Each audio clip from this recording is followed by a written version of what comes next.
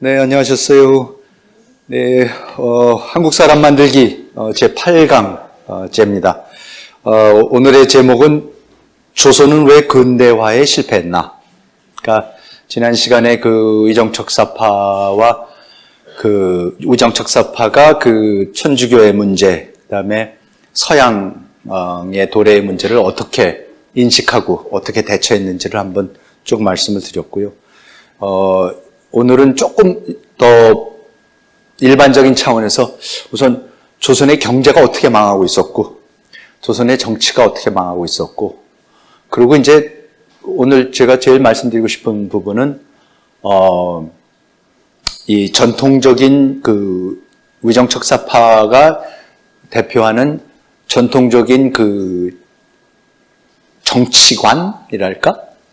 국가를 어떻게 운영해야 되고, 정치란 무엇이고 하는 거에 대한 그 관념이 사실은 근대화를 막는 거다, 근본적으로. 근데 그게,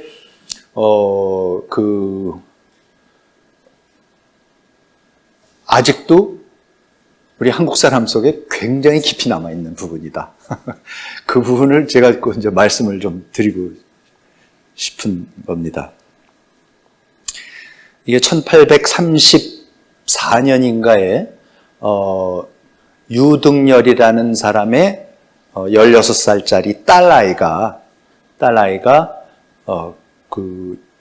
동네의 사또한테, 자기 동네의 사또한테 청원을 올린 글의 내용입니다.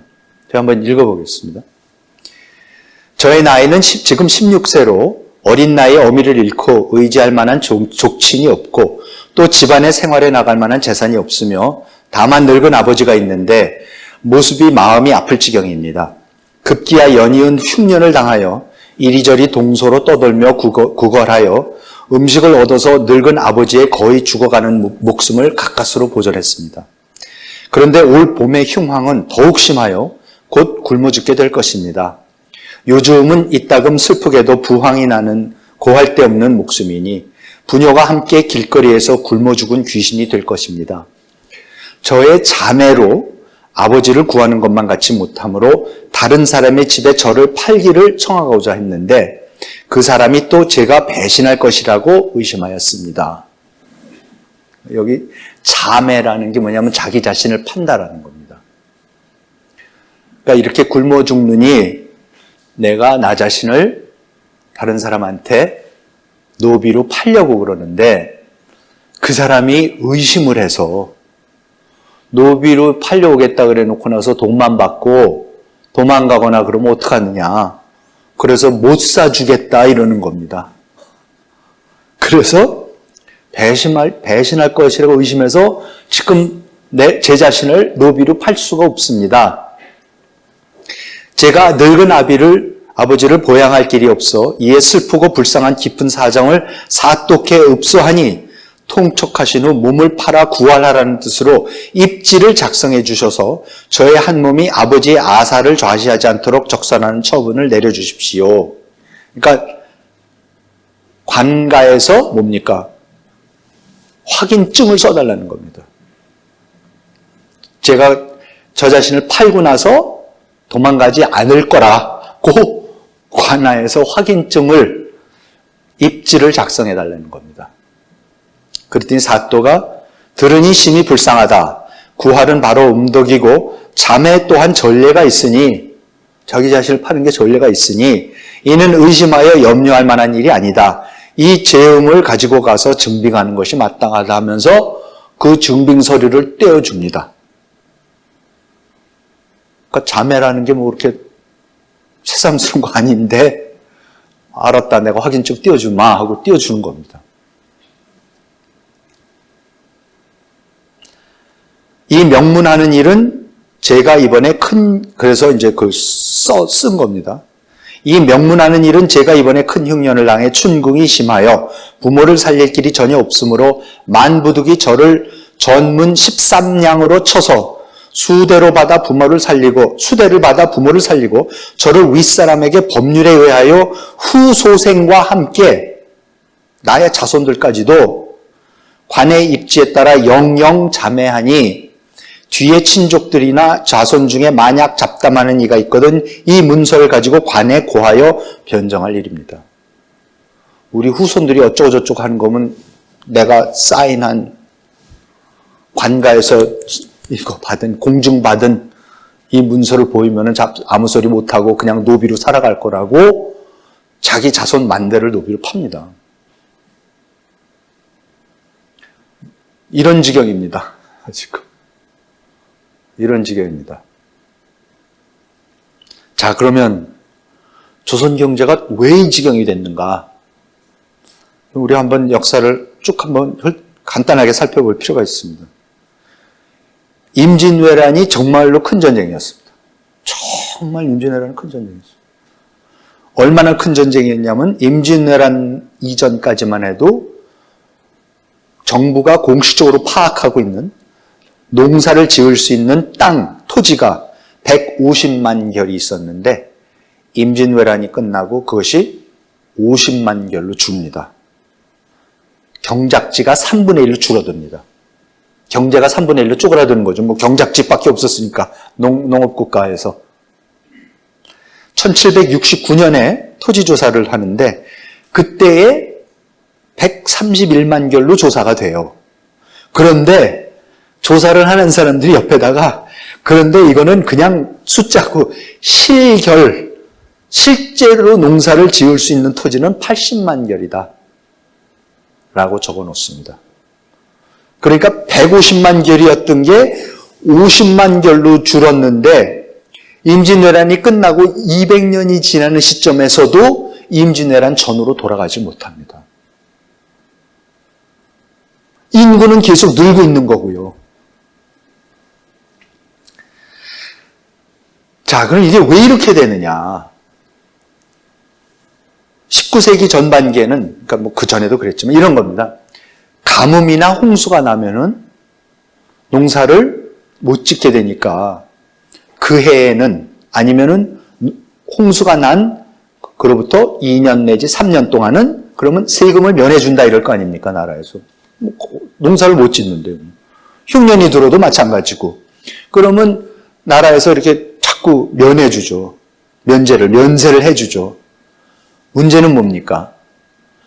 그 면세 기간이 지나서 다시 농사를 짓게 됐는데 그러면 순순히 다시 농사를 짓고 세금을 내면 되는데 권력이 있는 사람들은 아직 안 됐다 그러는 거죠. 면세 기간 연장해 달라는 거죠. 그래서 19세기 전반기에는 가뭄이나 홍수가 날 때마다 평균 7만 결의 농토가 자연재해 명목으로 세금 징수 대상에서 면제가 되는데 이것이 축적돼요. 생각해 보세요. 지금 80만 결밖에 없는데 7만 결씩 홍수나 가뭄이 오죽 자주 났습니까? 이 결수가 다시 세원이 되지가 않는 거예요. 그러면 세금을 어디서 걷습니까? 점점 좋은 땅을 힘 있는 사람들이 갖고 있는 좋은 땅에서는 세금을 못 걷고 점점 힘없는 사람들 땅에서만 더 많은 세금을 거둘 수밖에 없게 되는 거죠. 그러니까 나라의 세금은 점점 쪼그라드는 거고. 그렇죠? 그러니까는 정치 개혁이라는 게 토지 개혁이라는 게 특히 이런 농업국가에서는 유일한 개혁은 토지 개혁입니다. 세금을 제대로 낼 수 있는 거를 내는 땅에서는 거기에 상응하는 세금을 받아낼 줄 알면은 나라가 되는 거고, 그걸 못 받아내면 나라가 안 되는 거죠. 근데 조선은 이 부분에서 완벽하게 실패를 합니다. 그래서 조선 말기에 가면은 정말로 헬조선의 완전히 조정은 정부는 착취기관으로 전락합니다. 아무런 잉여가 나는 데가 없어요. 먹고 살 수가 없는 지경이 되는데도 세금을 걷어야만 또 나라는 돌아가니까 나라는 강제로 세금을 걷고 하다 보니까 무슨 일이 벌어집니까? 나중에 보통 사람들은 아까 그 16살짜리 소녀같이 그냥 차라리 노비로 팔리는 게 낫지. 이러고 굶어 죽느니. 그렇게 되는 겁니다.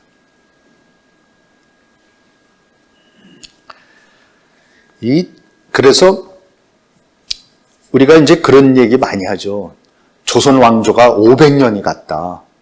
야, 이 세상에 왕조가 500년씩 간 왕조 그렇게 드물다. 명나라도 200년, 뭐 청나라도 200년, 송나라 100몇십, 원나라 100년, 뭐 전부 다 보면은 우리 고려가 500년, 우리는 그래서 뭔가 굉장히 정치적으로 안정적이었고, 그래서 뭐 평화롭게 이게 잘 그래도 뭐를 잘 했으니까 이렇게 오래간 왕조들 아니냐라고 우리가 흔히 그런 얘기들 참 많이 해요. 그런데 전혀 아닙니다. 오래간 이유가요. 그 놀라운 균형이 잡혀서 그렇습니다. 누구하고 무슨 균형이냐면 왕과 사대부들의 균형입니다. 그러니까 이런 겁니다. 토지제도가 다 무너지고 조세제도가 다 무너지고 경제기반이 다 무너졌는데 지금 중앙집권제도 아니고 봉건제도도 아니에요. 조선은. 그러니까 조선의 사대부들은 토지권 다 갖고 있고 관직 자기만이 나갈 수 있는 온갖 특권을 다 가지고 있어요. 그리고 사상도 자기네 특권을 다 정당화시켜주는 주작을 다 갖고 있고 그러면서 뭐예요? 그런데 그렇다고 왕을 완전히 없애버리느냐? 아니죠. 우리가 뭐 이렇게 사극을 보면 뭐 태조는 좀 강했었고 세조는 좀 강했고 어쨌든 신권이 조금 더 강해졌었고 어쨌든 뭐 그래 뭐 왕권이 강했고 신권이 강했고 우리가 그런 소리를 하지만은 한 번도 한쪽이 완전히 이겨본 적이 없어요. 항상 서로 균형을 잡아요. 그러니까 뭐죠? 완전히 의존하는 거예요, 서로. 왕과 사대부는 그냥 같이 의존하는 거예요. 때로는 왕권이 강화되기도 하고 세력이 양반한테 기울었다가 그렇지만 한 번도 완쪽으로 가지 않습니다. 다른 나라에서는 그런 경우가 많습니다. 양반들은 출사를 해서 왕을 보필한다는 명목으로 그렇죠?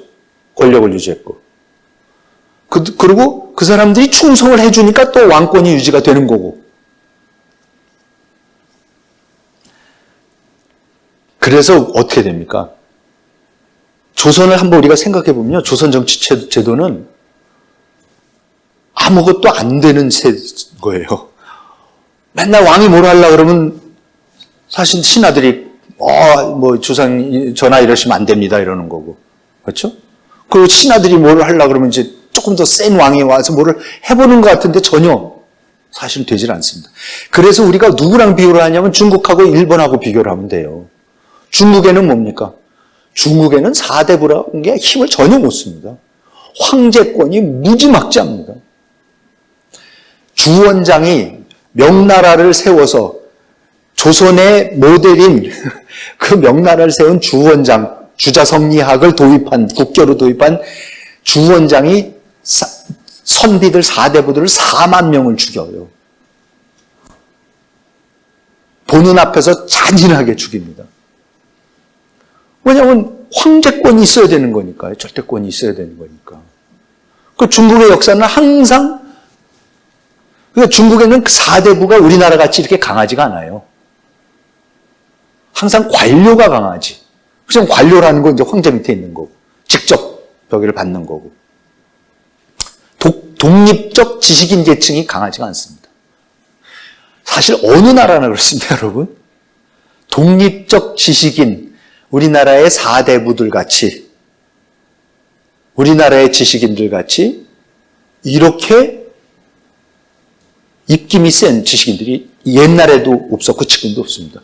유럽에 무슨 존 로크나 토머스 홉스가 무슨 대학 교수로서 대단한 점은 하나도 없습니다. 그냥 책 쓴 거가 좀 남아있는 거고, 가끔가다 귀족들이 봐주면은 귀족집 아이들 가정교사로 들어가서 유럽 좀 구경하고 그랬었어요, 전부 다.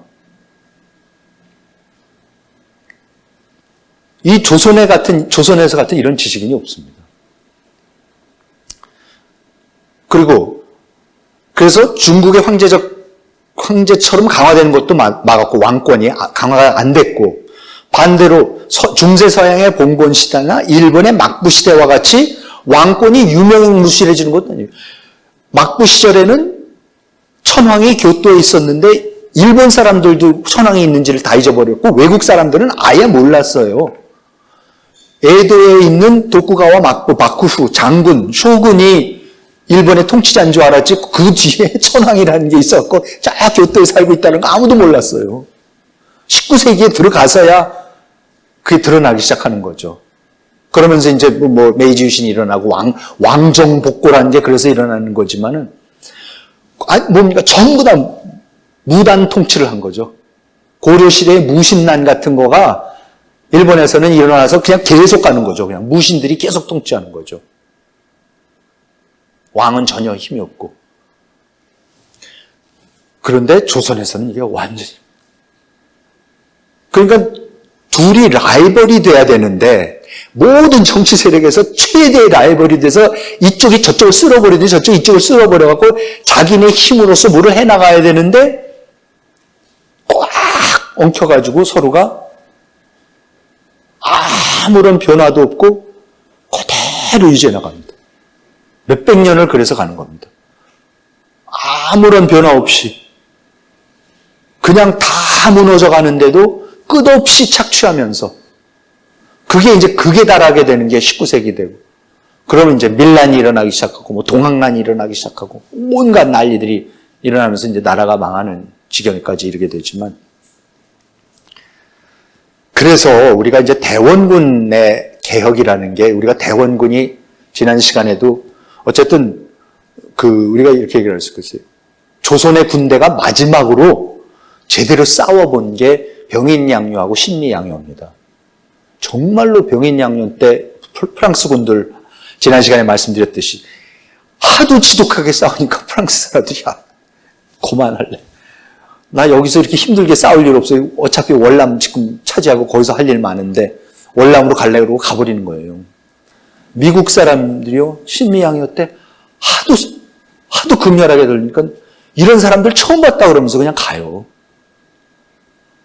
그러니까 사실은 그런 면에 있어서는 흥선대원군이 하는 게 놀라운 측면이 있어요.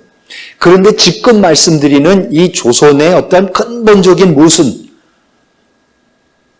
특히 토지개혁을 통한 그 개혁을 못해요, 대원군도.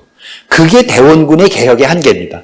왜 대원군 같은 사람이 결국은 그렇게 지독한 일들을 많이 하는 거고, 뭐 서원 철폐를 하고, 뭐 만동묘를 닫아버리고, 뭐 별의별 거를 많이 해서 그렇게 사대부들을 화나게 하고 그랬다고 하지만 실질적으로 경제 기반을 뭐를 바꾸느냐 못 바꿉니다. 그래서 조선 경제의 모순을 해결하기 위해서는 조세대 제도에 대한 전면적인 개혁이 필요한데 두 가지 방법밖에 없다. 첫째, 사대부와 대지주들이 소유하고 있으면서 세금을 내지 않는 막대한 토지에 대해서 징세를 해야죠. 그게 이제 정치력이죠. 아니면은 토지를 뺏어서 재분배를 하거나. 둘 다 못하는 겁니다. 대원군도 못합니다, 이거를. 사대부 계층하고 정면 대립 못합니다. 그래서 기껏 하는 게 뭐예요? 그냥 어떻게 해서든지 사대부한테 가던 거를 일부를 뺏어서 왕실에다가 갖다 조금 쓰려는 거죠. 그것만 가지고도 난리가 나는 거예요. 그래서 결국은 완전히 임시방편이고 토지개혁을 못합니다. 그러니까 토지개혁이 결국은 안 되고 대원군이라는 사람이 자기가 봤을 때에 해야 될 일은 많고 외적이 자꾸 쳐들어오니까 프랑스도 쳐들어오고 미국 쳐들어오니까 강화도에다가 큰 산성을 짓고 포수들을 훈련시키고 무기들을 갖다 주고 뭐 엄청난 일을 하는데 전혀 조선이 안 하던 일을 지금 하니까 그게 다 돈이죠. 그리고 경복궁 중건, 경복궁이 1592년에 임진왜란 때 일본군이 쳐들어왔을 때 그때 불탑니다. 그리고 1592년에 불탄 그 조선의 정궁이 언제 재건이 된 거예요? 1880년대에 와서 1870년대에 대원군이 중건을 하는 거예요. 그때까지는 그냥 폐허였어요. 서울 한복판이 그냥 폐허였어요. 그러니까 창덕궁에 살고 뭐 광해군이 와서 아무것도 없으니까 창경궁이 경희궁이라고 하나 짓고 그러면서 살았었던 거죠. 그거를 그래도 대원군이 하겠다 그래서 이제 그 거대한 그 궁전을 지어대니까 그 국력 갖고 그게 어디서 돈이 나옵니까, 그게. 그러니까 결국은 대원군이 하는 게 뭡니까? 결국 돈을 찍어내는 거죠. 가장 쉬운 방법입니다. 돈 찍어내는 겁니다. 여러분, 돈 찍어내는 거 같이 쉬운 정치 없고 나라 망치는 정치 없습니다. 그리고 더군다나 이제 주자성리학자들은 이제 펄펄 뛰었죠. 돈 자체를 조약시했으니까. 상업이라는 거는 그러니까 사행심 조장한다. 우리 아직도 그런 말 있잖아요. 사행심 조장한다. 청빈한 정신을 무너뜨린다. 이런 얘기 아직도 해요, 우리가. 우리 단어에 그냥 다 들어가 있어요, 그대로. 그렇지만 대원군의 입장에서는 재정이 바닥난 상태에서 방법이 없어요. 그리고 더군다나 지금 원래 있었던 상평통보 같은 돈 찍어내 갖고 이건 언제 다 찍어내서 필요한 돈을 조달할지를 몰라. 그러니까 어떻게 해요? 당백전을 찍어요. 여러분, 당백전이 뭔지 아세요? 그냥 똑같은 동전인데요. 이거는 100배 돼요. 일당백. 똑같아요. 동전이 하나도 안 다르는, 그러니까 쇠붙이의 소전의 양은 크기랑 똑같은데, 이건 100배 그러는 거예요. 그래서 정부가 그걸 찍어갖고 가서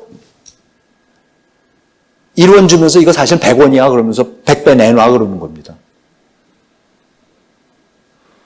그러니까 어떻게 되겠어요? 인플레라는 게 말도 안 되게 인플레가 나죠. 그 한두 번 하다가 엉망이 되는 거죠. 경제가 또. 그러니까 이제 또 그걸 그쳐요.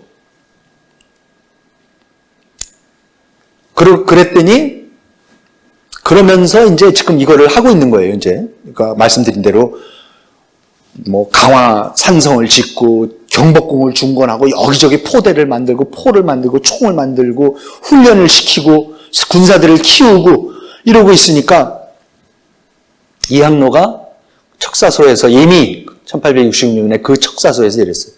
토목공사를 중지하고 백성들에게 마구 걷어들이는 정사를 금하고 사치 부리는 습관을 없애고 궁실도 낮게 짓고 음식도 건박하게 차리며 옷도 건박하게 입도록 하고 백성들을 위한 일에 모든 힘을 다하기를 하오가 한 것처럼 하며 생명을 소중하게 여기는 덕과 사람들을 사랑하는 마음을 가지기를 고요와 맹자의 가르침같이 하소서.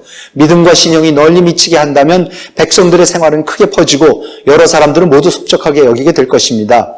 이와 같이 한 다음에라야 양적, 서양의 이적들을 몰아낼 수 있고 나라를 보위할 수 있습니다. 굉장히 아름다운 말이죠.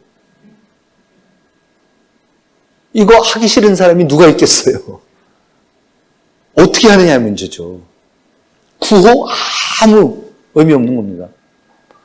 어떻게 할 건데? 그걸 하기 위해서 무슨 대가를 치를 건데? 라는 게 항상 우리가 정치인들한테 물어봐야 되는 겁니다. 그렇게 하는 거 좋다. 해주는 거 좋은데 어떻게 할 건데? 돈 어떻게 조달할 건데? 당백전 찍을 거야? 어떻게 할 건데 지금? 제자 최익현도 똑같은 얘기를 합니다. 상소를 올려서 첫째는 토목공사를 중지하는 일입니다.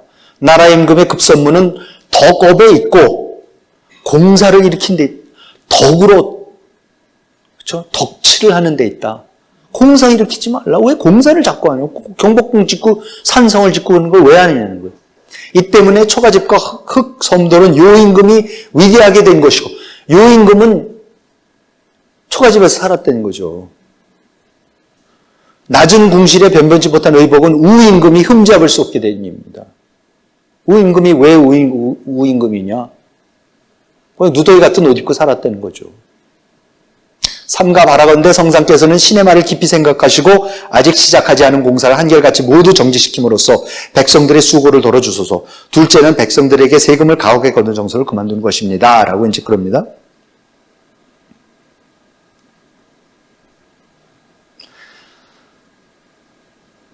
이건 이제 공자가 한 대동사입니다. 여러분 이제 읽어드린 이유가 구호 너무 멋있고 많이 들어보셨던 얘기일 거예요. 이게 공자의 대동사회론입니다. 대도가 시행된 시대에는 천하를 만인의 공유물로 생각하고 덕과 재능이 있는 자를 선출하여 정치를 맡겨 신의를 강구하고 화목을 닦도록 한다. 그러므로 사람들은 자신의 어버이만을 어버이로 친애하지 않고 자기 자식만을 자식으로 친애하지 아니하며 사회의 노인들로 하여금 편안히 여생을 마칠 수 있게 하고 젊은이로 하여금 충분히 자기의 능력을 발휘할 수 있게 하고 어린이로 하여금 좋은 환경에서 자랄 수 있게 하며 많이 들어보신 거 아니에요? 호랍이 과부, 고아 자식 없는 외로운 늙은이, 나쁜 질병에 걸린 사람들이 모두 부양될 수 있도록 한다. 남자는 각각 일정한 직분이 있고 여자는 모두 시집가서 가정을 꾸린다. 재화는 그것이 땅바닥에 함부로 버려지는 것을 방치하지 않으나 그렇다고 한 사람의 수중에 들도록 해서도 안 된다. 힘이 자신에게서 발휘되기를 원하지만 그렇다고 반드시 자신만을 위하자는 것은 아니다. 그러므로 음모는 닫혀서 일어나지 않고 절도와 난적은 생겨나지 않는다. 그래서 대문을 닫아 걸지 않고 안심하고 생활하니 이것을 대동의 세계를 한다. 너무 좋은 세상이죠. 너무 많이 들어본 세상이죠. 지금 아마 한국 사람들 대부분 이런 세상 꿈꾸는 것 같은데 굳이 어떤 세상에서 살고 싶으냐면 문제는 이 세상을 어떻게 만드냐죠. 이거 구호가 구호로 만들 수 있으면은 공자 때부터 내내 대동사화 했겠죠. 근데 안 되는 거죠. 왜? 선택. 나라 운영하는 게 전혀 다른 겁니다. 이런 구호의 차원 얘기가 전혀 아닙니다. 그래서 이제 오늘 제가 아까 초대에 말씀드렸던 겁니다. 이제.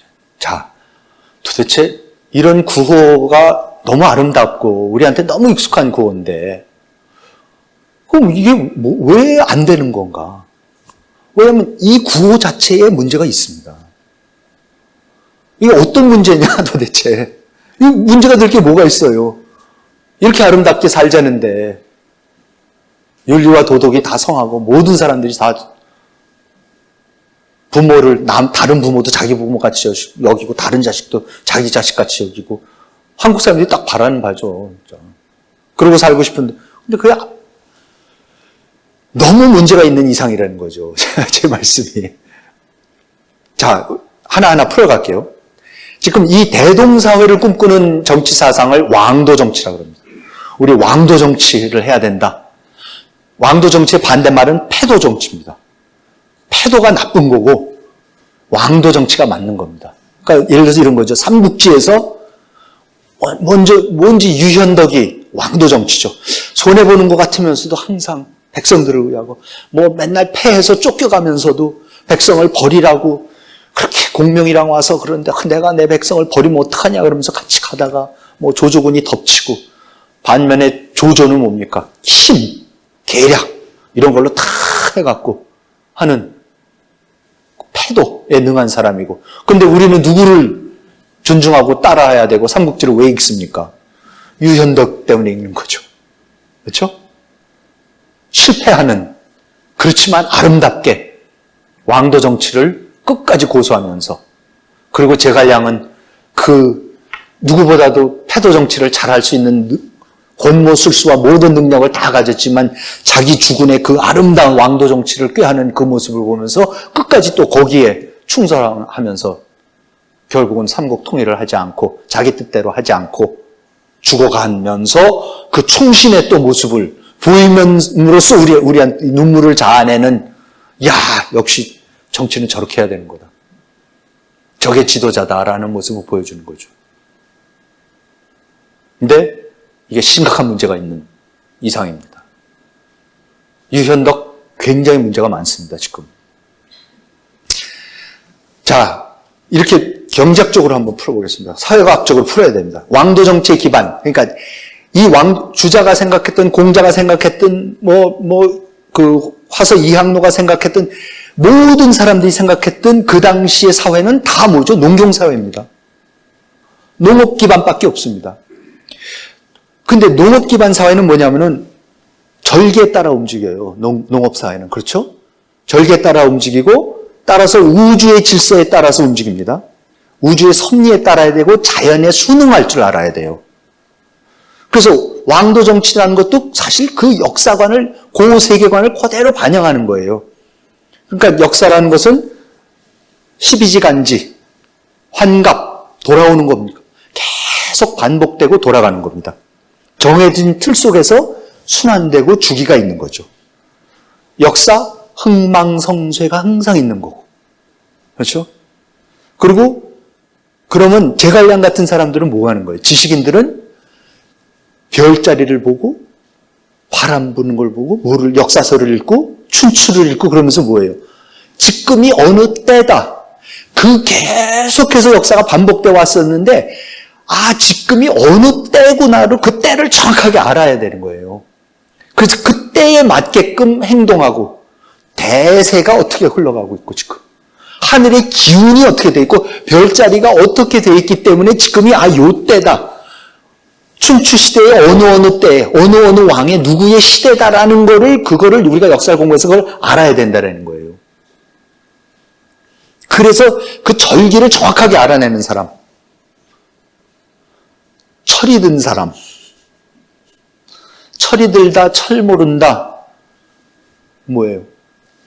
시대를 시제를 정확하게 알아야 되는 거예요. 때를 알아야 되는 겁니다. 사람이라는 게. 요새 무슨 누가 별을 봤다 이런 별의 순간이 왔다 이런 얘기도 왔다 갔다 하고 그런데 저는 들으면서 역시 우리가 삼국지 시대 삼국지 시대구나. 이거 진짜 별 보고 이제 그러는 시대구나. 진짜 그런 생각도 했습니다. 그래서 지도자의 역할들은 경전을 공부해서 성현들이 발견한 인륜 질서를 깨닫고 주역과 역사를 공부하고 자신이 살고 있는 시대 성격을 정확히 파악하고 그러면서 뭡니까? 달력을 공부해서 정부가 하는 거는 지금 농사 짓는 거예요. 백성들은 농사 짓는 사람들이에요. 거기에서 세금 다 걷는 거고 농자 천하지대본입니다. 왜냐하면 거기서 모든 게 다 나오는 거니까. 그러니까 정부의 역할은 뭡니까?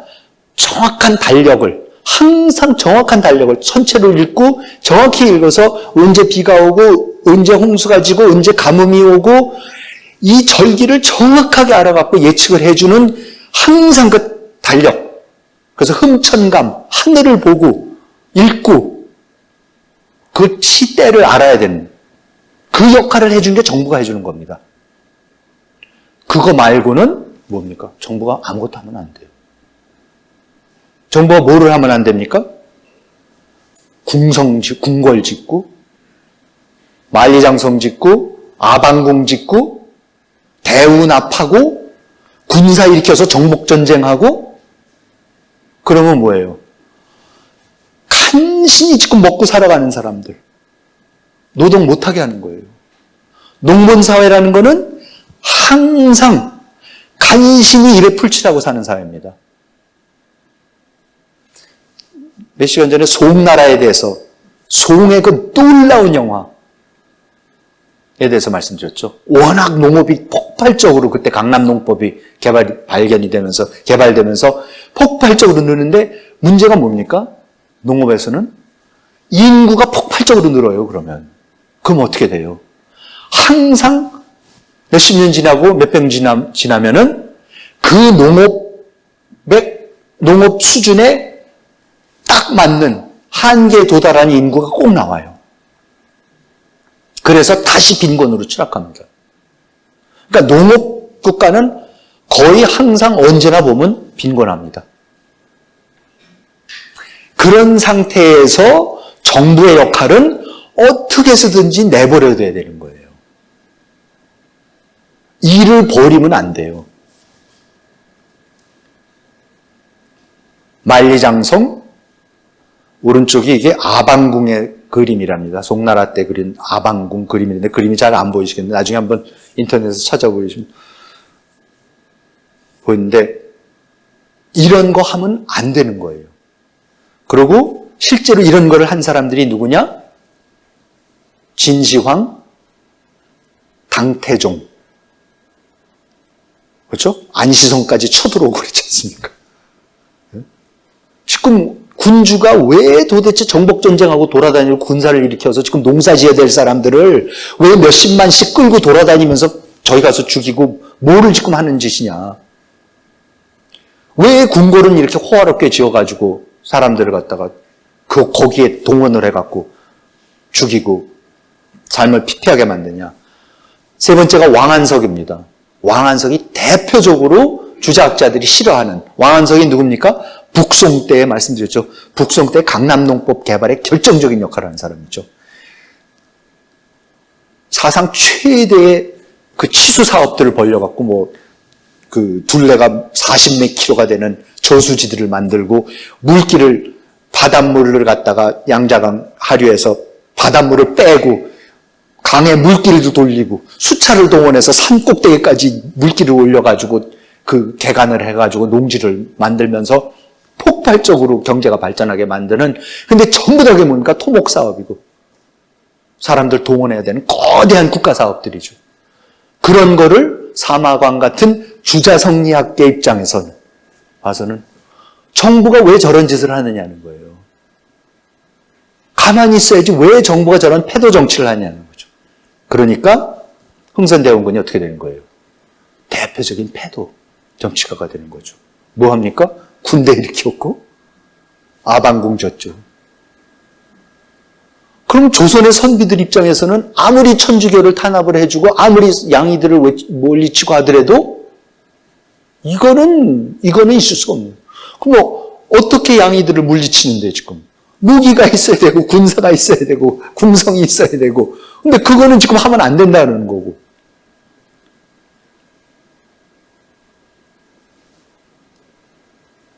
그래서 대원군을 결국 쫓아냅니다.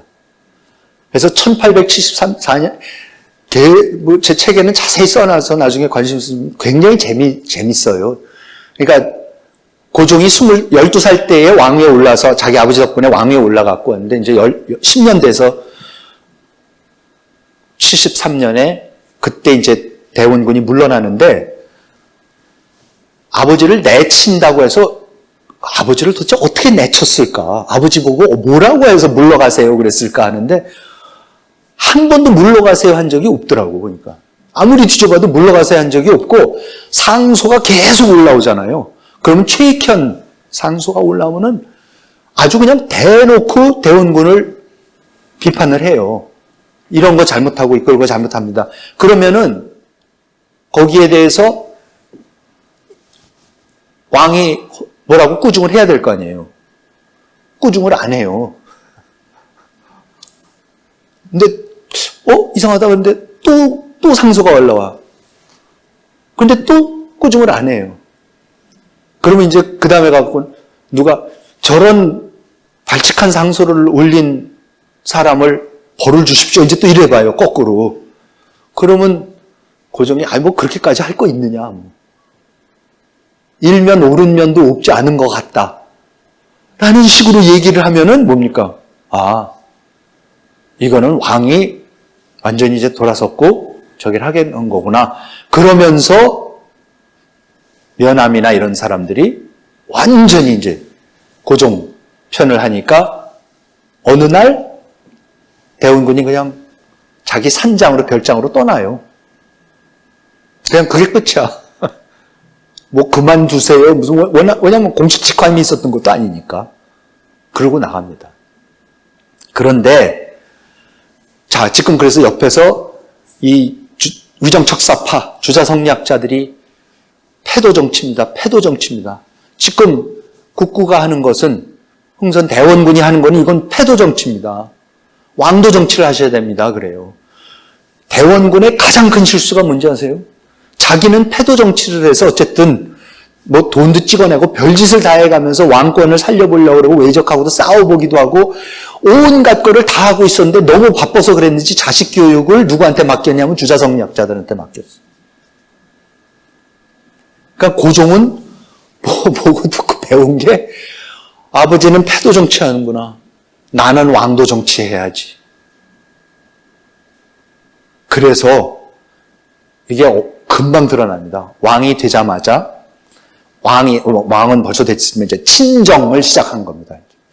친정을 시작해서 최초로 한 일이 1873년에 이제 아버지 물러가게 하고 나서 자기가 이제 자기의 결정권을 갖고 자기가 실제로 제일 처음에 한 결정이 1874년 1월 6일 날 내린 청전 유통 금지령입니다.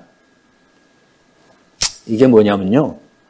아까 당백전 말씀드렸잖아요. 그러니까 당백전은 이거는 똑같은 돈이지만 액면가 100배다 해갖고 대원군이 이제 궁성 짓고 뭐 하는 데다 썼다가 인플레가 나니까 8개월 만에 이제 쓸모가 없어져 버렸어요. 이제 효력이 다 한 거죠.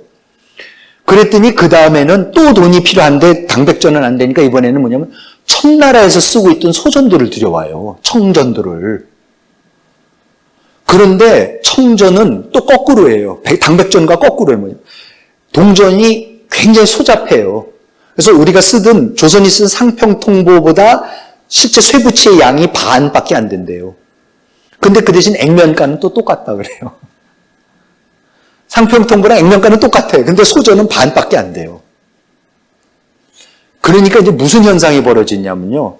세금을 걷고 모든 거를 걷고 그럴 때 누구는 상평통보로도 내고 누구는 뭐 곡물로도 내지만은 또 누구는 청전으로 내고 그러면 이제 관리들이 세금을 걷고 나서 자기네가 월급을 갖든지 자기네가 가져야 될 것들 개인들가 가져가야 될 것들은 당연히 청전을 가져가겠습니까? 상평통보를 가져가겠습니까? 당연히 상평통보를 가져가죠.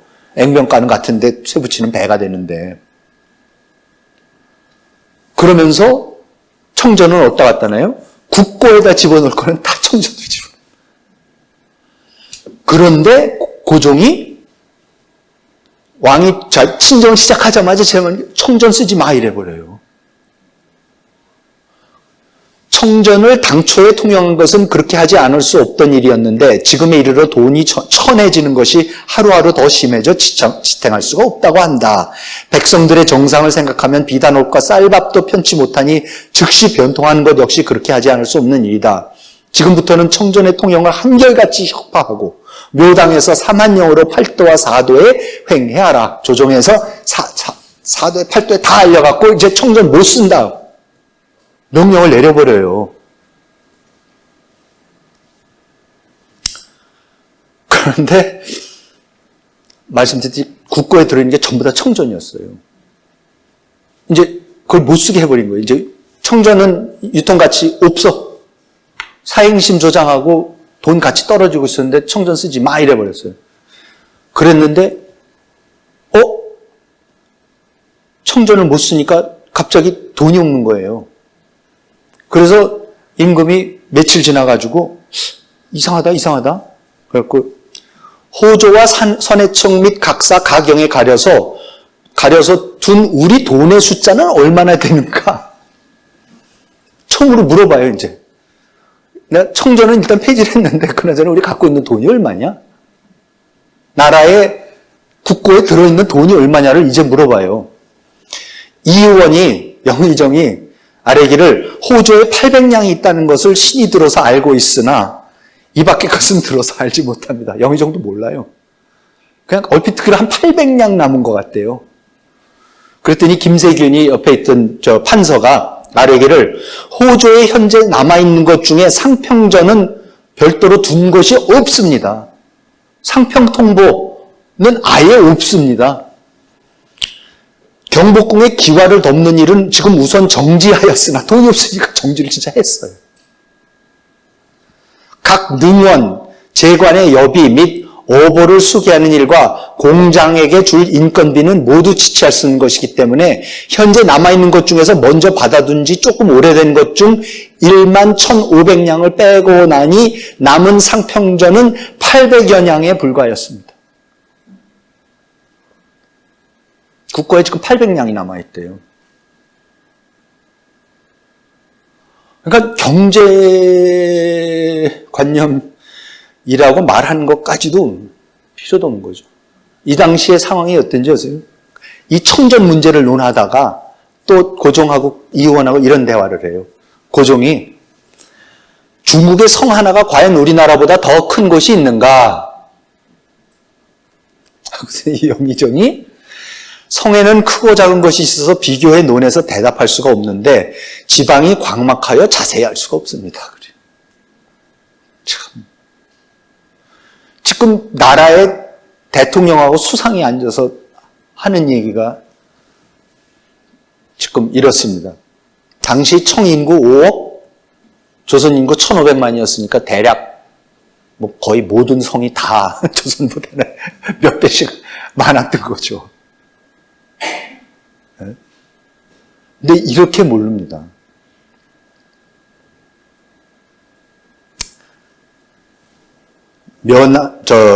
이항로가 서양에 대해서 갖고 있었던 지식. 이 사람들이 지금 고종하고 영의정이 나라의 경제에 대해서 알고 있는 지식. 옆에 나라 자기네가 받드는 상국의 가장 기초적인 정보에 대해서 갖고 있는 지식. 반면에 이 사람들이 죽여 없앤 소현세자에서 김대건이나 이런 사람에 이르기까지도 그 사람들이 갖고 있었던 지식하고 비교를 해보면 진짜 아까도 조선은 몰락할 수밖에 없었구나 하는 게 나옵니다. 그래서 원래 이제 왕도 정치 얘기로 돌아가서 이걸 이제 결론으로 말씀드리고 싶은데요. 처음에 말씀드렸던 겁니다. 왜 왕도 정치는 근대 국가랑 안 맞는 것인가? 근대 국가라는 거는 부국강병입니다. 그렇죠? 부국강병이죠. 우리가 하는 게 맨날 경부고속도로 닦고 무슨 항만 짓고 뭐 맨날 길 닦고 그렇죠? 뭐 복개하고 건설하고 건물 짓고 하여튼 정신이 하나도 없지 않았습니까? 지난 70년 그냥 나라를 완전히 뒤집어 엎었, 아직도 뒤집어 엎고 있지만, 그죠? 어디 성 한 땅 하나 있습니까? 다 파고 있고, 다 건설하고 있고, 부시지 않으면 짓고 있고. 그럼 뭡니까? 옛날식으로 하면 다 패도 정치예요. 웬 공장을 짓고, 웬 사람들을 농사 짓게 편안하게 시골에서 가족들하고 서로가 이웃들하고 품앗이하고, 그 고향에서 서로 사이좋게 전원일기 같이 그렇게 정주영의 고향에 나오는 그런 데서 그렇게 아름답게 살게 내버려두지 왜 누이들을 끌어서 공장에 갖다 일을 시키고 대도시를 만들어 갖고 거기 가서 노동 착취를 하고 이런 청계천을 오염을 시키고 뭐를 지어 갖고 뭘 한다 그러고 군대를 보내서 뭘 한다 그러고 도대체 왜 이렇게 사람들을 못 살게 걸고 이렇게 아름답게 살고 있었던 착한 조선 백성들을 갖다가 착취를 하고 이래가지고 이렇게 힘들게 환경은 다 오염시켜버리고 등등등등 하는 얘기가 뭡니까? 전부 다 왕도 정치 입장입니다. 재래식 전통적인 왕도 정치 주자성리학의 입장에서 봐서는 우리가 근대 국가 건설하는 거 하나도 하면 안 되는 거예요. 정말로 주자성리학에서 조선은 제가 봤을 때는 근대 국가를 못한 게 아니라 안 한 겁니다. 그런 거 하면 안 된다고. 대원군이 하는 거 정도도 하면 안 되는 거였어요. 대원군이 강화도 성좀 보수하고 화승총 갖고 있는 사냥꾼들 모아갖고 조금 훈련시키고 그렇죠? 그 사람들 좀 지키라고 군량미 옮겨가서 걷어서 갔다가 주고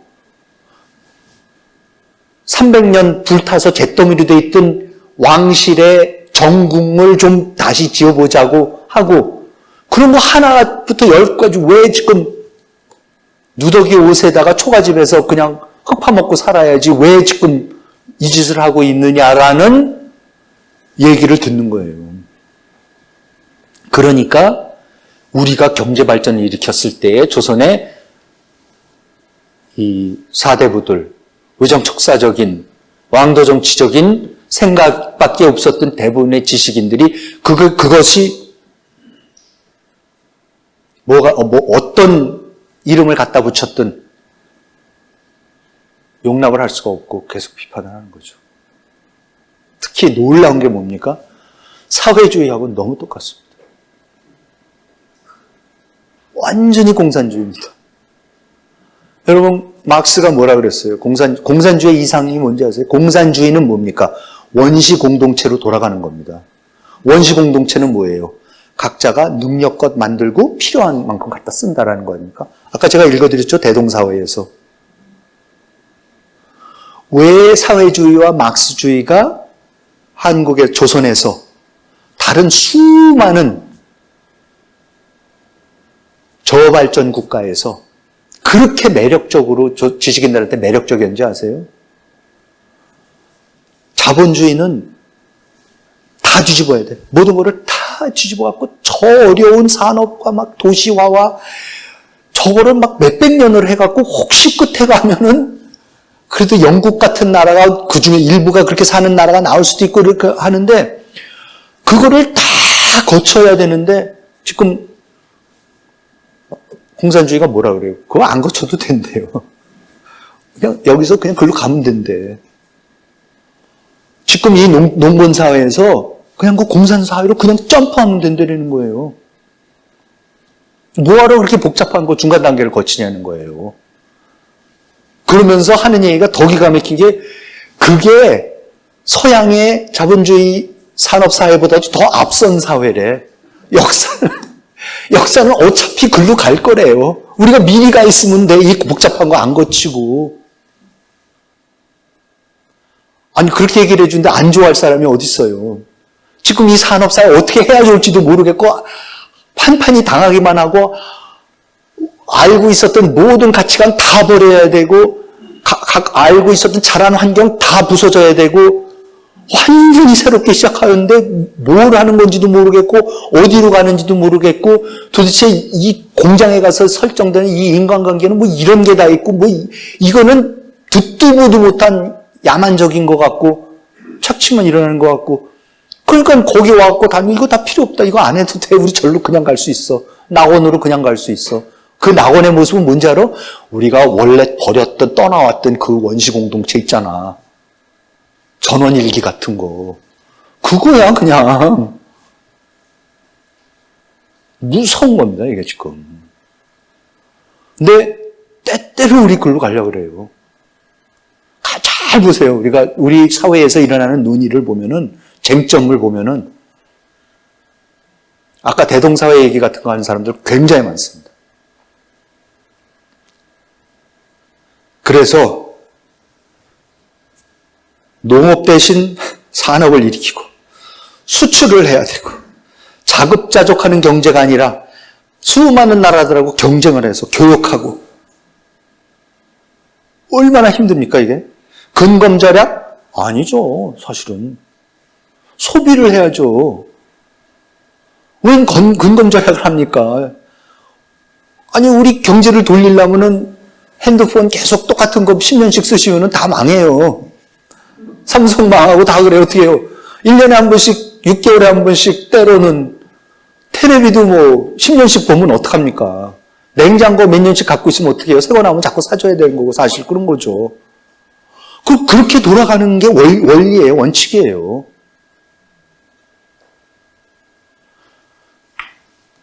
시장 경제를 활성화시켜야 된다. 백성들에게 건박한 미풍양속을 장려하기보다 물질적으로 풍요로운 삶을 제공해야 돼. 그렇잖아요. 우리가 검소하게 살아야 되는 것 같은데 맨날 보여주는 거는 굉장히 막 풍요롭고 막 우리 사회가 지금 부과하고 있는 게 자동차에서부터 시작해서 정말 상상을 초월하는 제가 1966년 미국 가갖고 What is a Korean? What is that? 했을 때 소리 들었을 때의 그 코리아하고 지금 코리아는 글쎄요. 그때는 아마 근검절약할 수밖에 없었죠. 뭐가 없었으니까. 그때는 진짜 우리 부모님이 미국서 냉장고 하나 사오셔가지고는 다시 언제 미국 갈 때까지 당연히 계속 쓰죠. 신주단지죠, 완전히. 10년씩 쓰고, 테레비 하나, 그때 제니스 테레비 하나 갖고 왔는데, 그거 정말 10년 넘게 쓰고, 다 그랬었던 거죠. 근데 요새는 안 그래요. 나라를 지키고 국익을 극대화시키기 위해서 거대한 방위 산업을 일으켜서 강력한 군대를 유지하고, 때로는 전쟁도 불사해야 되고. 뭡니까? 패도 정치입니다. 철저한 패도 정치입니다. 그래서 제가 봤을 때는 모르는 부분도 있었지만, 이 우정척사파들이 이 근대 국가가 뭐라는 걸 알았던 것 같아요. 자기네가 상상을 할 수 없는, 자기네 입장에서 봐서는 도저히 받아들일 수 없는, 하려고 하는데 잘 안 돼서 실패하는 게 아니라 아예 처음부터 이거는 해서는 안 되는 나라. 사회주의자들이 자본주의 시장 경제는 해서는 안 되는 거라고 하듯이 이거는 그냥 해서는 안 되는 거라고 하는 거죠. 나라를 지키기 위해서는 부국강병이 필요할지 몰라도 부국강병을 위해서 왕도 정치를 벌인다면 조선도 뭐예요? 서양 오랑캐로 전락하게 되는 거예요. 똑같으죠. 우리가 왜랑 뭐가 다르냐? 조선의 왕도 정치는 더군다나 뭐예요? 왜가 임진왜란 때 나라를 유린하고 만주의 오랑캐가 중원을 차지했어도 지켜낸 운명이야. 그렇지 않습니까? 네? 이 소중화에 이게 얼마나 대단한. 그런데 이제 와서 서양 오랑캐의 기술에 현혹이 돼서 그래서 문명을 내주자고 그 길을 따라가자고 그 오랑캐의 야만의 길을 나라를 지키기 위해서 문명을 버리고 야만을 택한다? 문명이냐? 나라냐? 선택이. 문명이 없더라도 나라만, 야만이라도 나라만 지키면 되는 건지, 그럴 거면은 나라가 뭐하러 있어야 되는 건지. 북한 같은 게 어쨌든 자기네 딴의 나라니까 나라를 지켜야 되는 건지, 이거는 반인륜적이고 반문명적이고 시대착오적인 건데 저거는 없어져야 되는 건지, 특히 그 안에 있는 어떤 지식인들이 혹시 그런 고민을 하고 있을지, 그러기 위해서는 바깥 사람한테 손을 내밀어서 외세를 끌어들이는 반역을 범해야 될 수도 있는 거죠. 그런데 이 위정척사파 왕도 정치하는 사람들은 문명 없는 나라 필요 없더라. 무서운 겁니다. 사실 중국, 조선, 일본 똑같은 선택지였습니다. 중채서용, 동도서기, 화혼양제, 이게 전부 다 뭡니까? 꼭 먹고 알 먹고. 우리 문명도 지키고 서양의 과학기술도 들여와서 오히려 더욱더 우리 문명을 강하게 만들자라는 정말로 꼴 먹고 알 먹고 하려는 거. 그거를 끝까지 중국이 해는 거죠. 중국의 양무운동, 자강운동이 끝까지 그런 걸 하죠. 이홍장, 증국본 이런 사람들이 끝까지 해보려는 게 그걸 하는 거죠. 일본 어떡합니까? 완전히 뒤집어버려요. 너무나 뒤집어버려서 그냥 후쿠자와 유키치 같은 사람은 처음부터 끝까지 서양 배우자, 서양 배우자, 서양 배우자. 서양사정, 책 이름이 서양사정. 그래서 서양에 대해서만 배우자 그래요. 개요대학교 세워갖고 그냥 뭔지 모르겠는데 그냥 서양만 배워 일단. 다 필요 없고 서양만 배워. 하도 그래가지고 이토 히로부미 무슨 오쿠보 이런 사람들, 일본 사람들 그때 당시 사진들 보세요. 서양 사람들 흉내내려고 정신이 없어요. 생긴 것까지도 수염 다 비스마르크 수염 다 기르고 옷 제복 입은 거 똑같이 서양 사람들하고 사진 찍는 것도 그쪽 사람들하고 똑같이 사진. 그리고 무슨 파티를 한다고 서양식 그 궁전 같은 거 지어놓고 거기서 댄스 파티 한다고 그래갖고 얼마나 비웃음을, 빈축을 사고 또 그랬었는데, 저 원숭이들이라고. 서양 원숭이라고. 그런데 거기는 그러면서 뭐 사무라이들 다 없애고 자기네 신분 계층 질서 싸그리 뒤엎어버리면서 몇 번이나 사무라이 반란이 일어나잖아요. 그러면서도 나라를 뒤엎어버려요.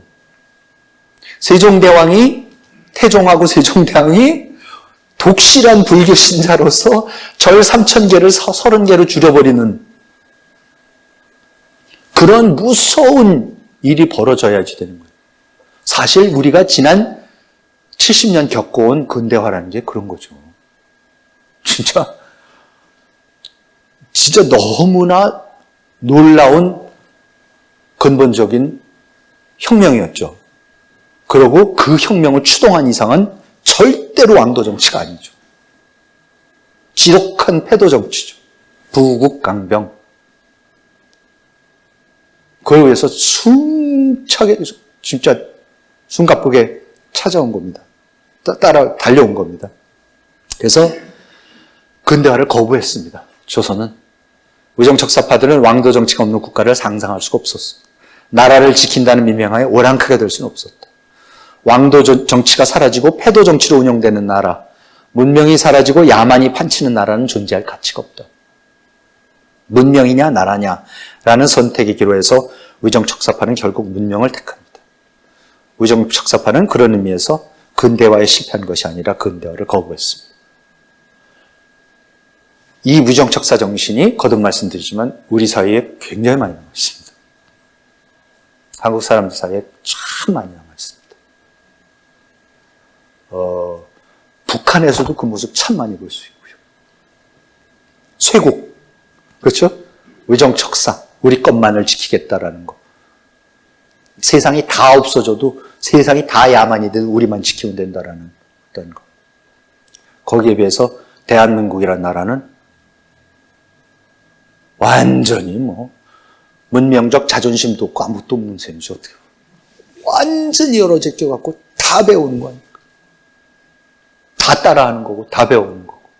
그런데 어느 게 잘 되는 겁니까? 문명의 원리라는 게 놀랍습니다. 그리고 더 놀라운 거 뭔지 아세요? 일본하고 중국 중에서 누가 전통적인 가치와 전통적인 사회의 모습을 더 잘 지켜냈느냐? 일본이죠, 지금 보면. 일본은 아직도 전통적인 모습이 여러 군데 남아있어요. 물론 근대화 시킨 전통이겠지만 어쨌든 간에 나름대로 자기네 전통이라고 잘 보존을 하고 유지를 하고 물려주고 있고 살아있고 외국 사람들이 와서 막 일본 하면 껍벅 죽는 그런 게 있는 거죠. 만들어내는 거죠. 중국은 지금 중국적인 거 아무것도 없어요. 아무것도 남은 거 없어요. 그럼 이제 우리가 남북한이 이제 그런 거죠. 어디에 조선의 모습이 더 많이 남아있습니까? 사실 남한에 더 많이 남아있죠. 그럼에도 불구하고 아직도 72% 인구의 72%가 제사를 지내고 향교들 펄펄 살아있고 거기에 노인네들 펄펄 살아계시고 예? 문묘도 있어요. 아직도 우리는. 그거 아세요? 유네스코에서 지정한 세계에서 가장 오래 지속되는 단일 제전 석전대제가 지금 600년 전부터 조선 초기부터 해온 거 아니에요. 한 예식을 600년 동안 계속 해온 게 몇 개나 있겠다고 생각하세요? 생각해 보세요. 그러니까 전통도 살아있고 사실은 이 근대 국가를 우리가 만드는 데 성공했습니다. 그런데 저는 아무튼 이 한 번 우리가 실패했던 이 경험, 조선이 완전히 실패했던 경험이 왜 실패했는가 우리가 정확하게 알고 이념적인 배경, 정치적인 배경, 경제적인 배경, 종교적인 배경 그걸 우리가 정확하게 알고 그 논리를 정확하게 우리가 알아야만 다시는 그러한 실수를 과오를 범하지 않는다 생각을 해갖고 오늘은 말씀을 드렸고 그래서 의정척사파가 왜 근대화를 실패했는가 사실은 거부했다라는 말씀을 오늘 드린 겁니다. 오늘 이상으로 강연을 마치도록 하겠습니다. 경청해 주셔서 감사합니다.